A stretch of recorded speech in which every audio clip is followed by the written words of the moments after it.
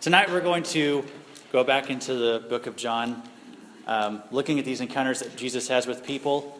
And to start off, I just want to ask you guys a question. What are some things that we ask for from God? What are things that we ask God for? Yes. Healing, right. Yes. Safety. That's a big one.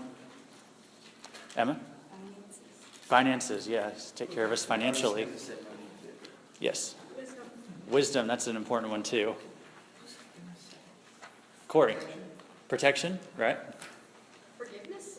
Forgiveness, that's something we all need, right? I don't know if this would be restating, but I was going to say deliverance. Deliverance, yeah. Not anything restating. Maybe. Family members? Like, what for family members? Anything that they're going through. Okay. That kind of works with what our verses are for tonight, Sarah. Comfort? Yeah.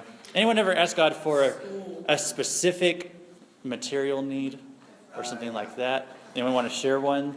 Throw something out? Yes. One time I was praying that we get some food in our fridge because we were running low and it wasn't grocery time and I was really hungry. Uh-huh. So that night we were working at the church and I didn't say anyone to anyone, but I started clearing out the fridge and I got to take a whole bunch of stuff home. Really? Cool. So you got an answer to that prayer too then, didn't you? Yeah. Does like a person count? Sure. Because like I prayed for a youth pastor. Not right now. Before. I still pray for the youth pastor. The youth pastor needs it. Well, I prayed for you. All right. Emma, you can come on up. Tonight we're going to talk about things that we ask God for, why we ask for those things, and what the most important things are. So Emma, would you read those verses for us? All of them? Yeah, it is a lot this time, isn't it? It's just 10 verses. Okay. You can do it. Now after the 2 days, he departed from there and went to Galilee. For Jesus himself testified that a prophet has no honor in his own country. So when he came to Galilee, the Galileans received him, having seen all the things he did in Jerusalem at the feast, for they also had gone to the feast. So Jesus came again to Cana in Galilee, where he had made the water wine. And there was a certain nobleman whose son was sick at Capernaum. When he heard that Jesus had come out of Judea into Galilee, he went to him and implored him to come and heal his son, for he was at the point of death. Then Jesus said to him, "Unless you people see signs and wonders, you will by no means believe." The nobleman said to him, "Sir, come down before my child dies." Jesus said to him, "Go your way, your son lives." So the man believed the word that Jesus spoke to him, and when he went his way. And as he was now going down, his servants met him and told him, saying, "Your son lives." Then he inquired of them the hour when he got better. And they said, "Yesterday at the 7th hour the fever left him." So the father knew that it was at the same hour in which Jesus said to him, "Your son lives." And he himself believed, and his whole household. This, again, is the second sign Jesus did when he had come out of Judea into Galilee. All right, thanks, Emma. Yeah, it was a lot of verses this time. But I wanted to get the whole story in. And now I'm just going to kind of break it down for you. Now, after 2 days, he departed from there and went to Galilee. For Jesus himself testified that a prophet has no honor in his own country. This is something that Jesus was facing when he was starting off his ministry, because he grew up in Bethlehem. Israel's a small place. I mean, the people knew his parents, they knew where he came from. And so when he's saying that he's the Messiah, everyone's like, "You're not the Messiah. Like, we know who you are. We've seen you grow up," and stuff like that. And that made it harder for some people to believe in him. So I wanted to kind of show you the geography. And last time that we were going through John, actually what happened right before this, Jesus met the woman at the well. Do you guys remember where Jesus met the woman at the well? Where the well was located? Are you kidding me? Samaria? Remember, she was a Samaritan woman? Right. Let me show you kind of where that is. Right here, this is Israel. I don't expect you to see all these little towns here, but right in this region, that's Samaria. Down here is Judea. Up here is Galilee. What had just happened was they had Passover down here in Judea, and now everyone's going back to their homes. Jesus is heading back up to Galilee. And what Jesus did is he went straight through. He went straight from Judea to Galilee, right through Samaria. What did we learn last time about Samaria? That They didn't like this, the Israelites and Samaritans. yeah, they didn't associate with each other, right? Right. And so what most people did is they went around Samaria and they took the long way because they didn't want to go through the Samaritan towns. Jesus went straight through, but actually he spent some time down there in Samaria. They started a little revival after he talked to the woman at the well. The people came to believe in him. So he got delayed. He gets back up. So that's why it says here, he came to Galilee. The Galileans received him, having seen all the things he did in Jerusalem at the feast. They also had gone to the feast. Jesus came again to Cana of Galilee where he had made the water wine. So he's back at the very first place where he did a miracle, turning water into wine. You guys remember that story. And so that's where this is taking place. And then we look at these verses. There was a certain nobleman whose son was sick at Capernaum. When he heard that Jesus had come out of Judea into Galilee, he went to him and implored him to come down and heal his son, for he was at the point of death. And Jesus said to him, "Unless you people see signs and wonders, you will by no means believe." This is kind of a harsh answer. Because, okay, here's a guy, he's coming to Jesus, and he's saying, I need you to save my son. You know, we come to Jesus with stuff too. And this is a pretty big deal. He's wanting his son to not die. And Jesus' response is, unless you people see signs and wonders, you're not going to believe. And he doesn't mean that as a positive thing about signs and wonders. He's not saying, well, I'm supposed to do signs and wonders, and then you'll believe. He's saying you guys are more interested in the signs and wonders and not interested in believing. So his answer to him is kind of like this, like Dakota, come up here. Like come up to me and say, I need you to save my son. Like I'm just trying to show you kind of the way that Jesus' reaction to this guy. It's really interesting. Go ahead and say it. Well, if you're supposed to be Jesus, Sure, I I'll be wouldn't Jesus. touch you, so, because I'd be kind of embarrassed. Yeah, I need you to save my son. right. And this guy, he probably didn't say it that nice either. He's like, Jesus, you got to come save my son. And it was very emotional. And Jesus just says to him, unless you people see signs and wonders, you're not going to believe anything. So Jesus is kind of like put off by this guy coming to him and saying, I want you to do something for me. It's just kind of an interesting reaction. I want you guys to notice that. Because you ever feel like you really know Jesus? I'm starting to see more and more Jesus is way bigger than I ever thought. Because I think that I've got a good handle on him. And he does stuff like this that's like, why would he? I would think, if someone needed their son saved, you'd be all soft on him. Of course I'm going to save your son. And you'd go help him or out or whatever. And Jesus, he's not interested in just making the guy feel better. He's interested in something bigger. What is Jesus interested in? He says, unless you people see signs and wonders, you will by no means. Right. Jesus wants you to believe. He doesn't want you to get caught up in the signs. He doesn't want you to get caught up in the stuff that he can do for you. What is a sign? I want to show you right here. Capernaum right here. Cana right here. It's about 20 miles of a walk. That'll come up again later. I just wanted to show you that there. But okay, what is a sign? What's a sign do?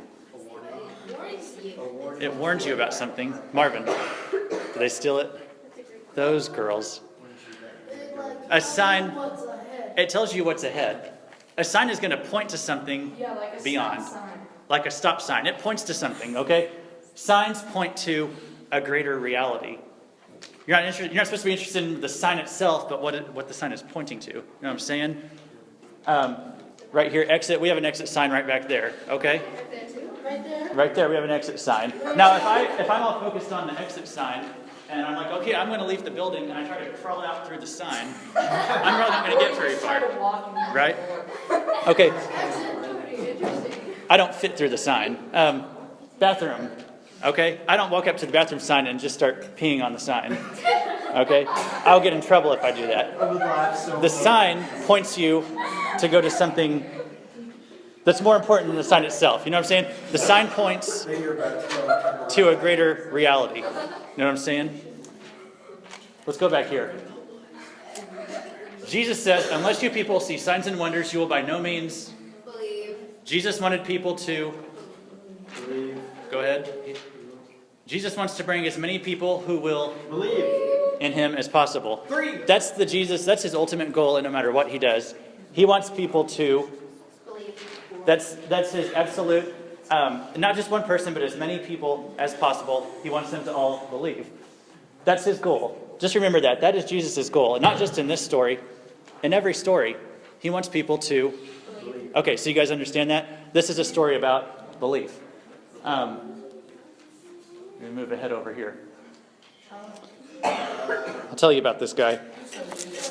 Let me ask you some questions first. Do we want things? Do we come to God and we want things? Let's just be honest. We all want things from God. Is that right? Okay. We talked about some things that we ask for. Is it wrong whenever we ask God for stuff? Is that bad? Well, that's true too. Yeah, but is it wrong to ever ask God for anything?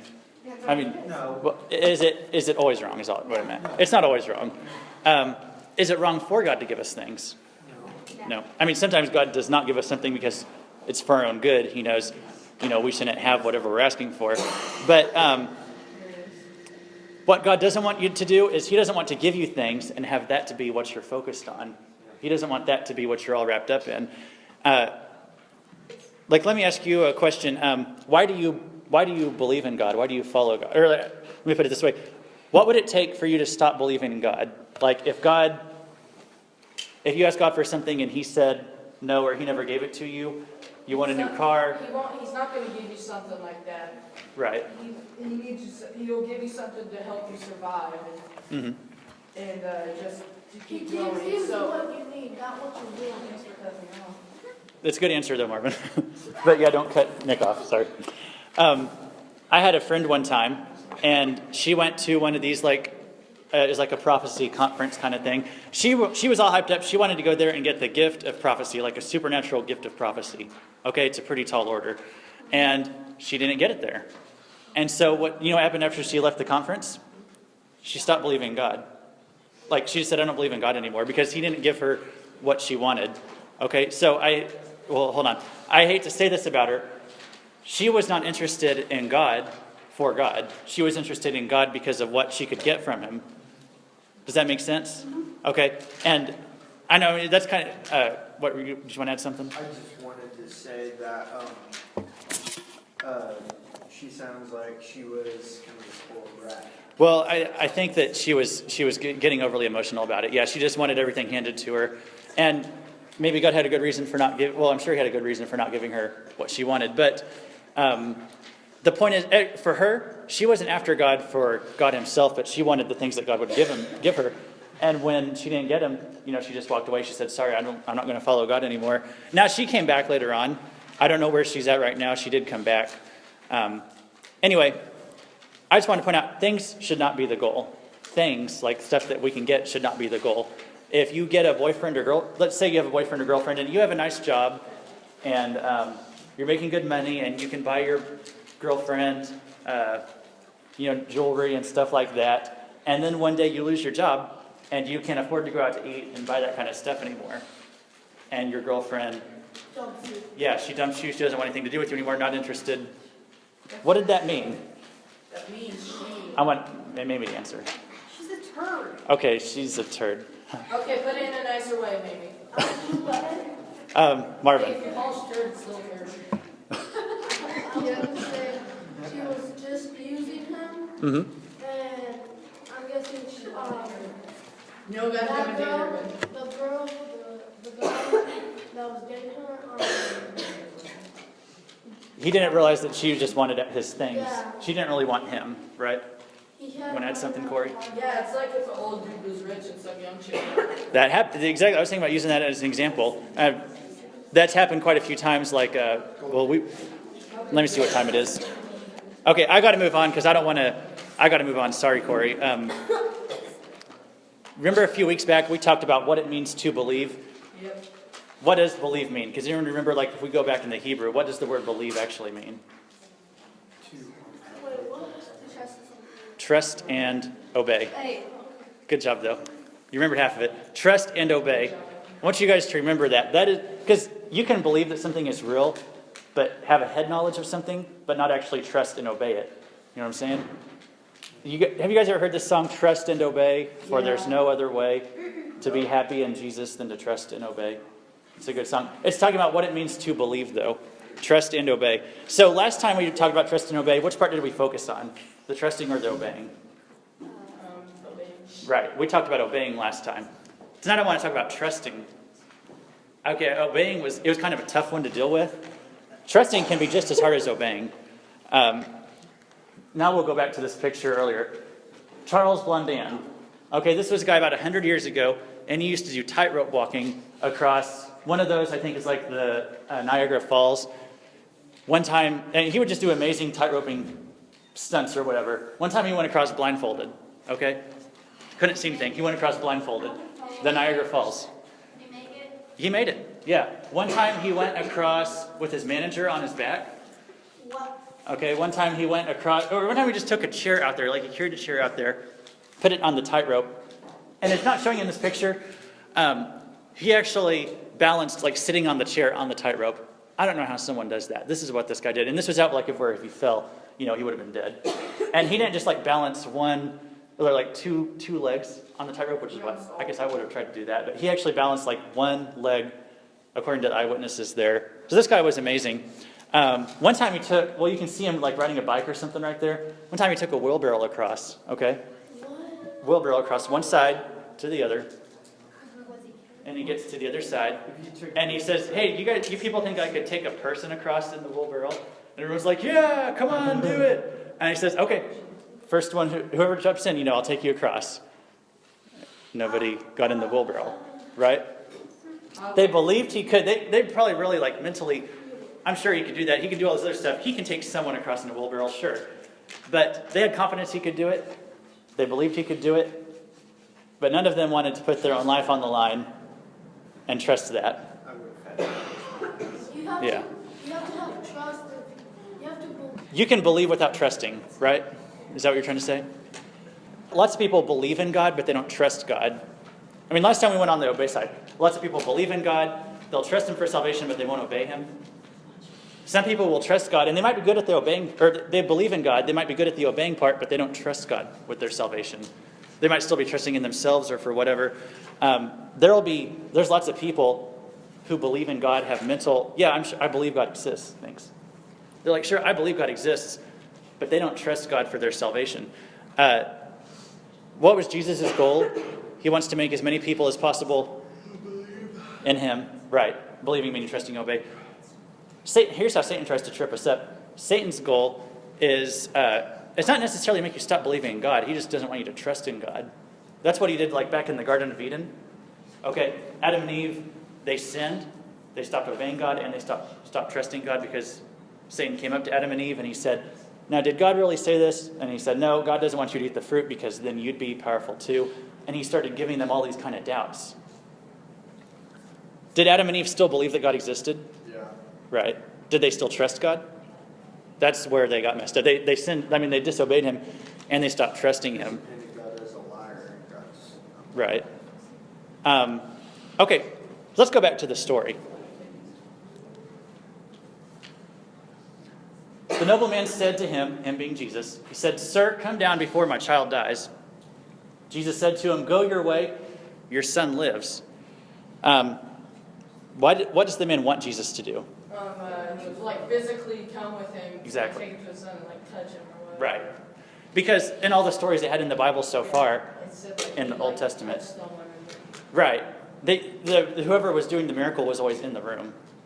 Moses, Elijah, Elisha, they were always there when the miracle was happening. Yeah. And this guy, actually I think verse 50 right here, Jesus said to him, go your way, your son lives. This is why the story's in the Bible, I think, because I was reading it and I'm like, okay, why is this story in the Bible? Because we have lots of stories of Jesus healing people and saving people. Seeing is not. This is why the story's in the Bible. Jesus is showing that he's Lord over distance. He doesn't have to be there. He's Lord over everything, even if he's not like in the physical place. That's what makes this story stand out. That's why it's different and why it's in here. So what Jesus tells the guy, go on your way, your son lives. And then it says the man, so he waddled away, waddle, waddle. If you guys heard the duck song, if you're at Quad, you know that one. But so he left. It said, The man believed the word that Jesus spoke to him, and he went on his way. Thank you, sirs. What do you think this guy's attitude was as he was walking away? Someone described, or waddling away, yeah. Waddle, waddle, waddle. Waddle, waddle. Book said you got any grapes? I think this guy was probably not you wouldn't describe him being filled with faith. You know what I mean? He was probably like feeling kind of rejected a little bit, like, I don't know if this is going to work. I have a hard time thinking that he walked away and he's like, yeah, God said my son's going to be healed. I'm totally cool with this. I'm going to go back and see him now. I don't think that the guy was feeling like that, because a few verses later it says that his servants came down and met him, said, your son lives. And he was like, what do you mean my son's alive? You know, I think he was surprised. He did what God told him to do. He trusted in God because he had no choice, and he obeyed him. He went back to his son. His faith was not like super high, like total. He didn't have a whole lot of confidence, but I think he went for it anyway. And he inquired of them the hour he got better. They said, yesterday. The father knew that it was the same hour which Jesus said to him, your son lives. What happened then? And he himself believed, and his whole household. That's how you know if a miracle is really from God. Thanks, Marvin. That's how you know if it's really from God. You look at the fruit of it. What was the fruit of what happened here? What happened as a result of this miracle? He himself and his whole household. Mission accomplished, because this is what Jesus' goal was. Unless you people see signs and wonders, you will by no means. Jesus wanted people to. And then you look here at the end of the story, and he and all his household. So here's some of the lessons that we can get from this story.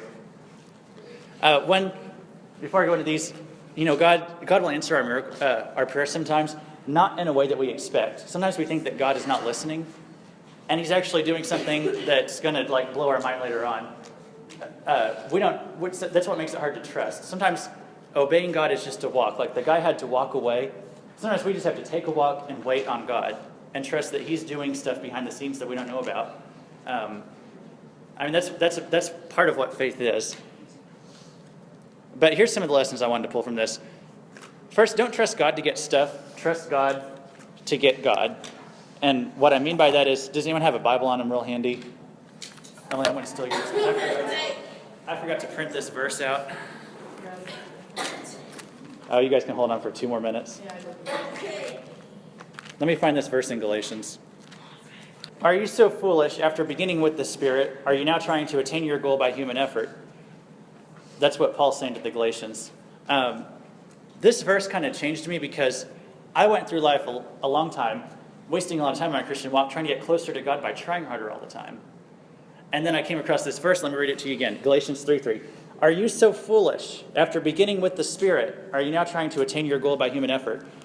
Paul is saying, you started with some versions will say faith. You started with faith. Now you're trying to get closer to God by working. And that's not how it works. You start off with faith, and you grow closer to God through faith. You don't start with faith to get saved and then grow closer to God by trying. So that's why I say, don't trust God to get stuff. Trust God to get God. Don't be working with God, like doing things for him. Second one, don't obey God to make him think you're good. Obey God because he is good. Right, God is good. We do things for God out of gratitude, like not trying to make him like us more. I think we can get caught up in a trap of like trying to be extra good all the time so that, and I feel better about myself and God likes me more. And there's 2 dangers whenever you get into that. First of all, what happens whenever you do something wrong or you mess up? Because we're all going to mess up. You what? Consequences that Right. But if you are basing like, oh, I think God likes me because of how good I am, and then you do something bad, what are you going to be doing? You feel like you have You feel lost your guilty. salvation. You will. You'll feel like you lost your salvation. You'll feel like God hates you. You'll feel like, oh, I failed. God doesn't like me anymore. And none of that's in the Bible. It's just you started feeling like, oh, I have to make God like me by being all good. So then whenever you mess up, you start to hate yourself. Or what if you're not messing up? What if you are doing a really good job? You get high on That's the even hog. worse. What's that? Said you'll get high on the hog. Does that mean prideful? I haven't heard that one. You'll have a big ego. Yeah, you'll have a big ego. Sorry, I haven't heard that one. You'll get high on the hog. You'll start thinking that, oh, I'm so great. God loves me because I'm trying so hard. And so over there is not trying as hard as me, so God must like me more. You'll start to get prideful, get the ego thing going on. So I just what I want to leave you with is don't be after God for the things he can give you. Don't be trusting God because you think that by trusting him you're going to get stuff. Trust God because faith is how you grow closer to God. Put your faith in God. That's how you grow in him. And there's one more thing I wanted to point out. I don't know if I have it here. I don't. I want to look back at Jesus because what's the name of this story? What did I call it? And The son didn't really. none of you guys asked me about it. Yeah, the son didn't really die. But here's two things that we learn about Jesus from this story. And then we'll be done. Okay, even though this man came to Jesus and he wanted a thing from God, he wasn't really after God. He wanted God to do him a favor and heal his son. So he's coming, asking God for a favor, not really after God, but God still said, Jesus still healed him. God still healed him, right? Yeah. Even though the guy wasn't coming with necessarily, and we kind of understand, you're like, yeah, he wanted his son saved, but he was coming to God to get things, and Jesus pointed out, he said, unless you people see signs and wonders, you'll by no means believe. And then what happens? God still saved him anyway. It's kind of like the guy comes, he says, save my son. And Jesus says, you don't care about God, you just want stuff. And the guy says, but please save my son. And Jesus is like, okay. And he just saves him because, you know why? Jesus is just good that way. And it still worked out. It said the whole man's household got saved. It still worked out in the end. But, Jesus wasn't making this guy get his head on the right track first, but he actually just reached out and helped the guy. So Jesus did make the first move, and that's what he does for us too. I mean, he died for us before we were even born. And just back on that note, the man got to keep his son, but probably what God was thinking is, yeah, I'll save your son, but I'm going to lose my son. Because Jesus was the son who died. And whenever you see that, that's whenever you start to love God for who he is and not just what he can give to you.